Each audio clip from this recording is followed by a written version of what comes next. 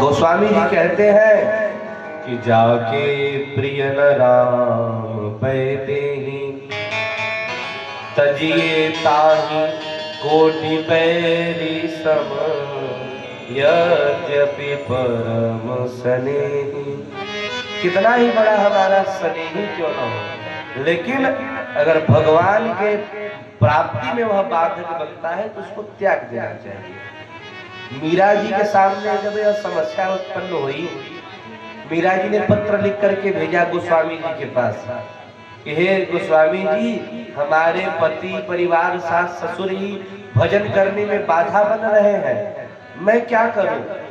तब गोस्वामी जी ने यही लिख करके भेजा कि ये तो मतो हमारो, यह मेरा मानना है कि त्याग देना चाहिए।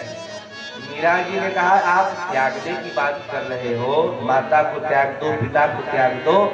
एक तरफ तो शास्त्र कहते हैं कि मातृ देवो भव, पितृ देवो भव, आचार्य देवो भव, उनकी पूजा की बात करते हैं, और आप त्यागने की बात कर रहे हो।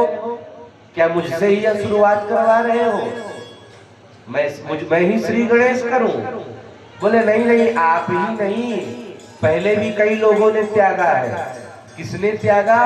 तब आगे लिखा कि तजो पिता प्रहलाद, विभीषण बंधु भरत महतारी, बलि गुर तजो कंत ब्रज बनितन, भय मुद मंगलकारी।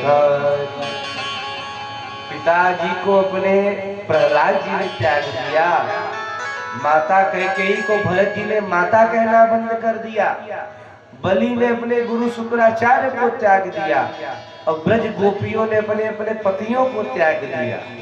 तो पहले भी कई लोगों ने त्याग दिया है, इसलिए आप नई नहीं हो, त्याग दो। तो वही सच्चा संबंधी उसी को मानना चाहिए जो भगवान की प्राप्ति करवाने में साधक हो, बाधक न हो। बहुत ही सुंदर उपदेश दिया, और अपने सबसे बड़े पुत्र भरत को सत्ता सौंप करके चले गए भजन करने।